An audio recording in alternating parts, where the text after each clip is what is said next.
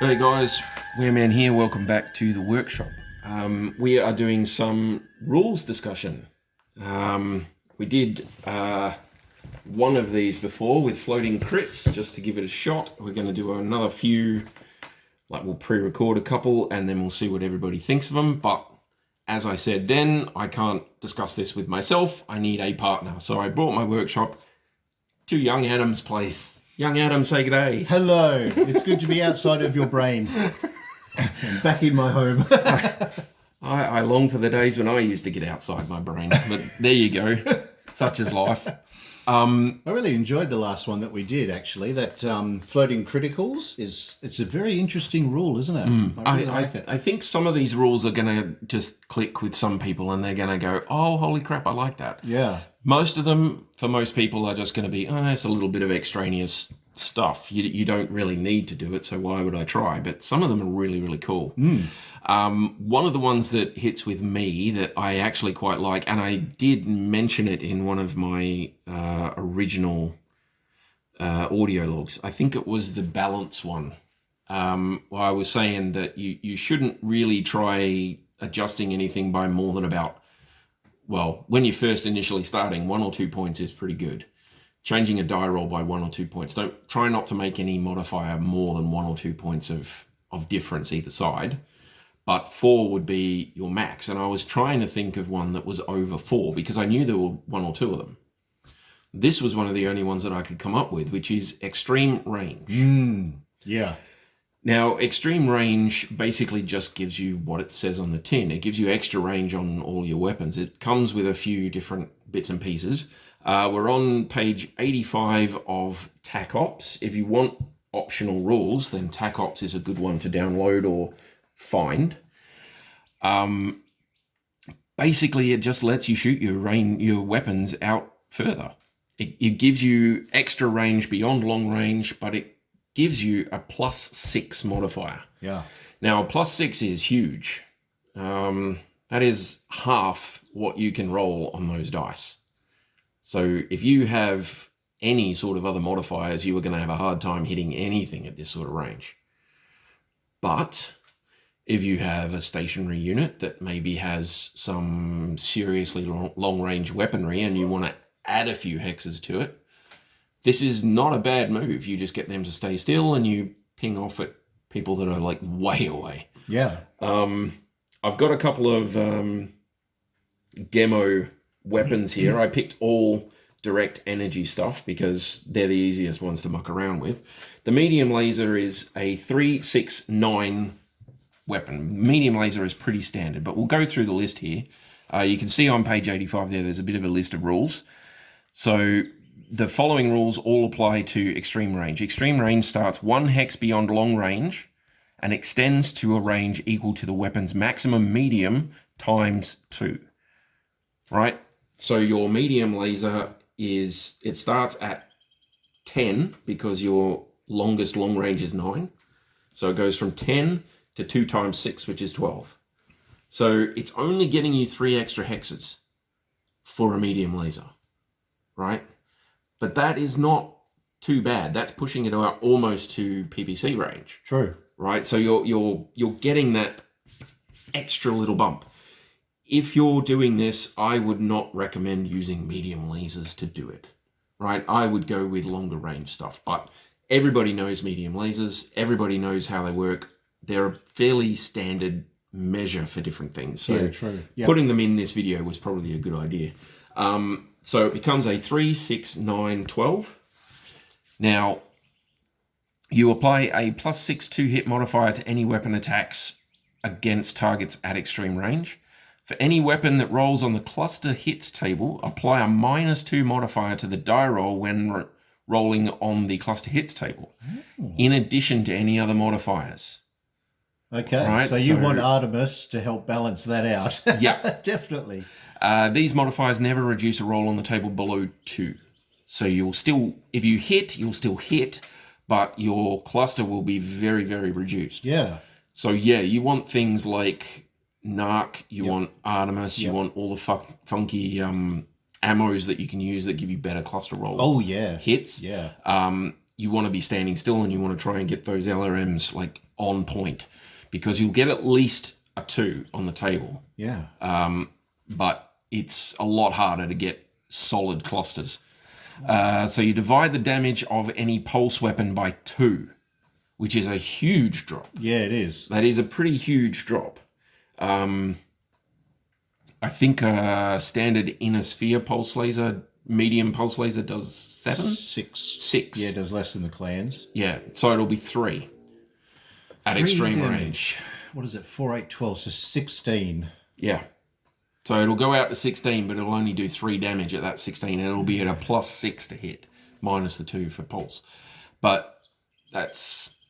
See, like I say, if you're using this with middling range weaponry that doesn't really have a long range past about 10 or 12 anyway, then it's probably not really worth trying, to tell you the truth. Yeah, it's worth, I don't know, it's worth trying with lasers.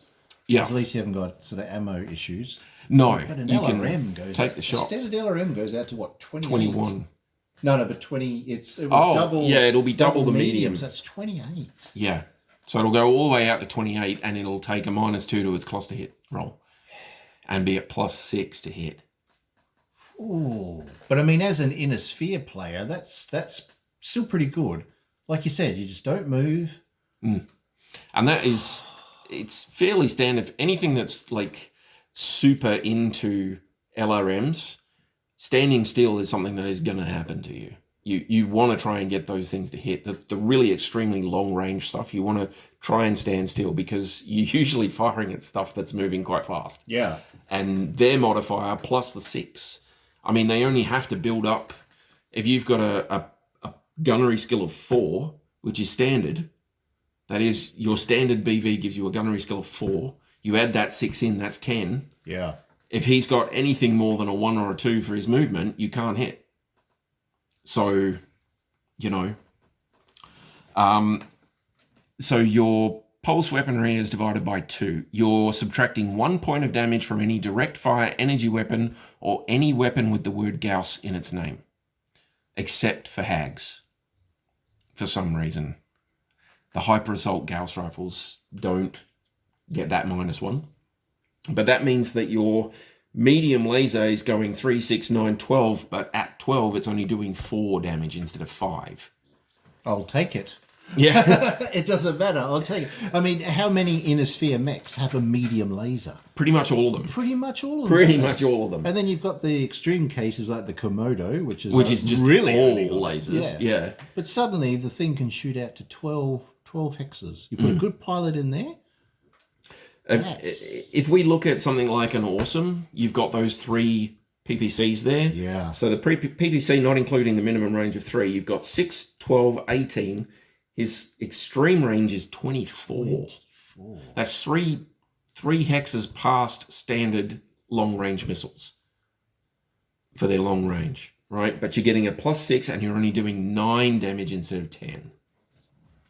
Oh, 9 damage. Oh, no. Oh, no. Oh, yeah, no. yeah, those socks. Yeah, rough. Oh, no, I'm only a large pulse laser damage.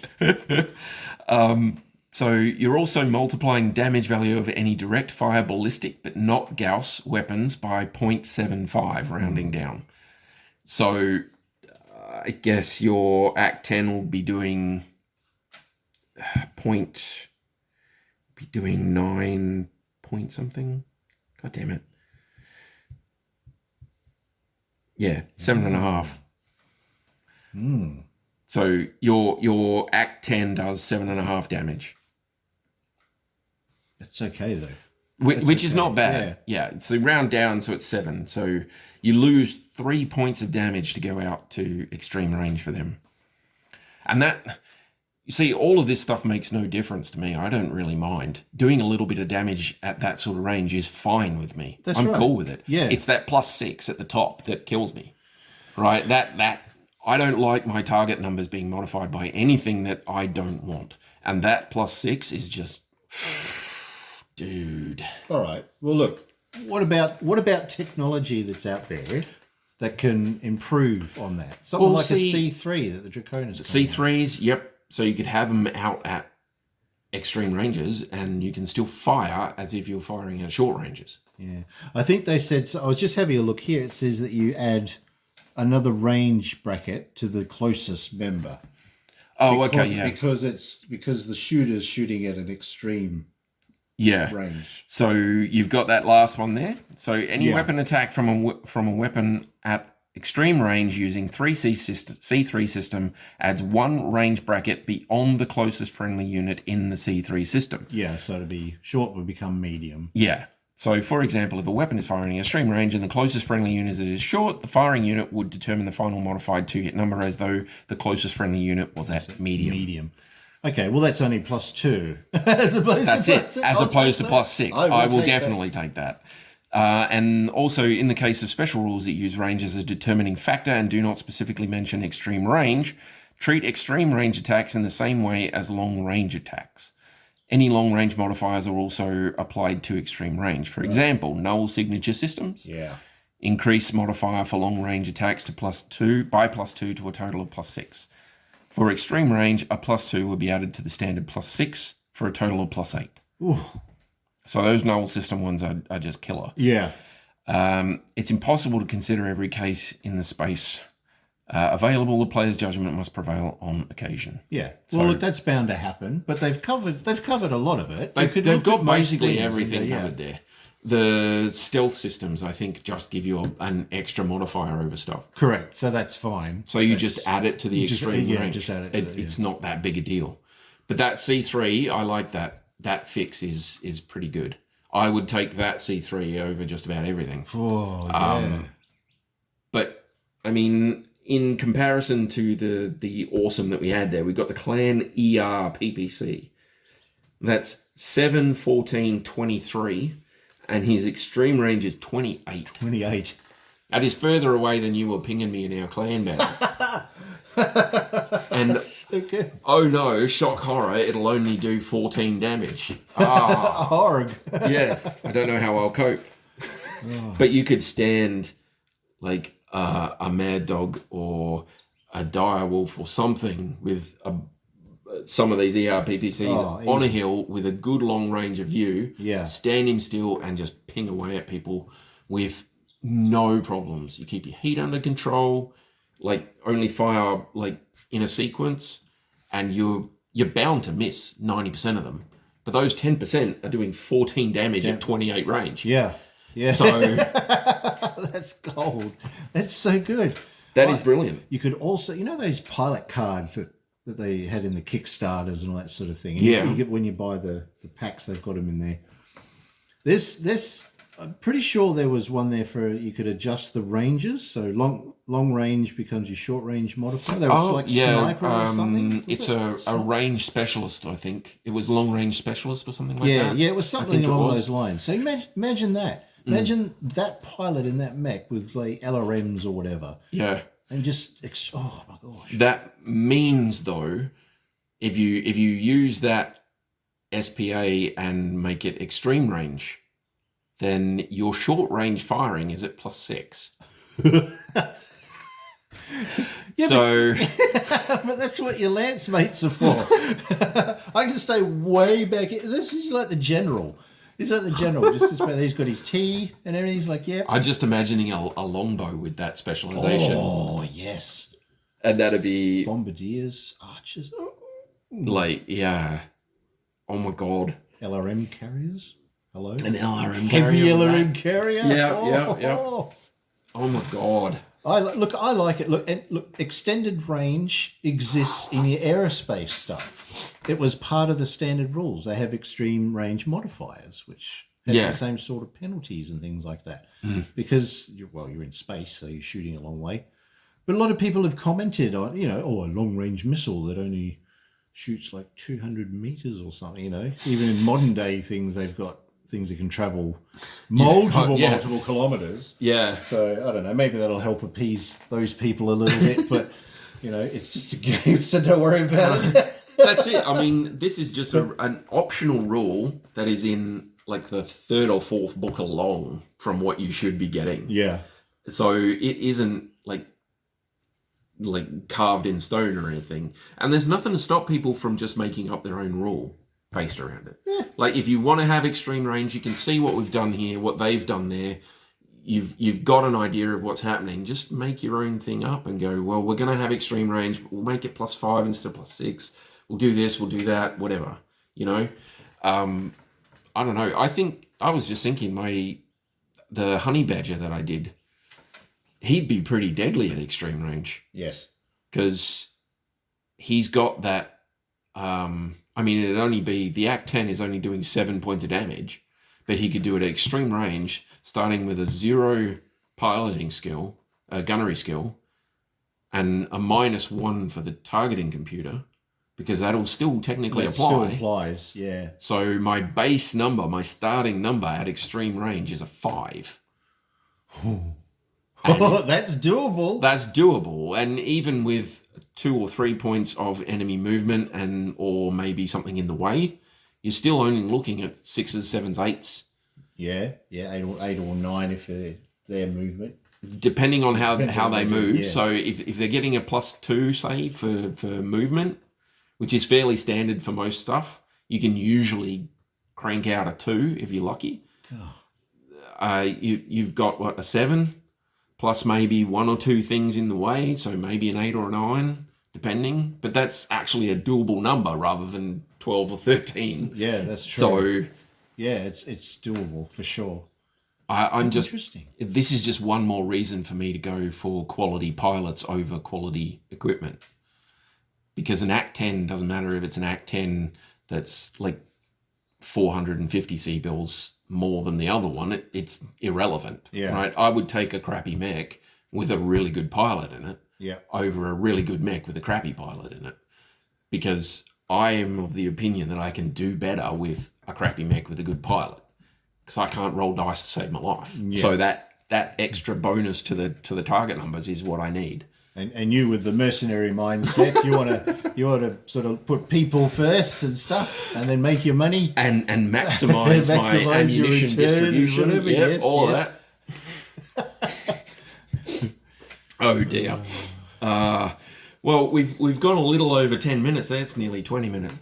But extreme range is cool, it's a bigger optional rule. There's a lot of little bits and pieces there that you have to take into account. You're going to be doing a little bit of extra record keeping for your units, because you're going to have to write down extreme ranges, the extreme range damage, all of that sort of stuff. You need to know what levels everything is and what's happening, so that you can do it straight away on the day. Yeah. But I think it's pretty cool.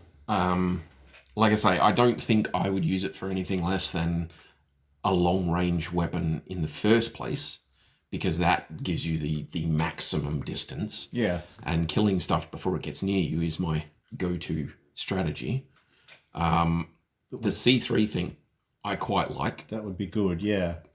Yeah, be very, very helpful if you're playing with those rules and you're up against, say, the clan players with their longer range lasers and stuff. Yeah. That would be super helpful. And you can get some quite small, speedy, and reasonably expendable units that have a C3 slave in them. So little hovercrafts and things that you can shoot off and then have somebody up the other end with the master in and some long-range weaponry and just ping away at them. That's right, yeah. And be like 20 to 28 hexes away and still be doing medium range modifiers. Yeah. I think that's well and truly worth a little bit of investment.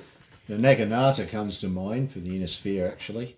So that's because that's quite a bit of long range stuff. 3 LRM-15s and an ERPPC. Exactly. C3 master. So there's your commander. Sit back and just pepper away. You have a like one, maybe 2 other sort of medium-y type things with the C3 systems on, and then you have one light, fast one that shoots right off. Yeah. At the beginning of the game, he just goes and gets as close to them, as far away from you as possible. Yeah, that's and you just hit people at extreme range. Yeah. Oh, so good. Quality stuff. I really like it. Yeah, no, good topic, actually. I really like that. So we're going to do a few of these. That one's nearly 20 minutes. We'll do a few more. We'll pre-record them and we'll have a look and see what everybody thinks. If you've got a rule that you want us to have a look at, feel free to chuck it down in the thing. If you've heard about something that sounds cool and you want us to have a squiz at it, give us a yell. But I've got a few other ideas that I want to go through, and I'm sure Adam's able to find some that he wants to go through. But I think that'll do that for today. All good? Yes, mate. All good. Thank you. Okay, no, thank you. You guys stay groovy. We'll see you in the next one. Later.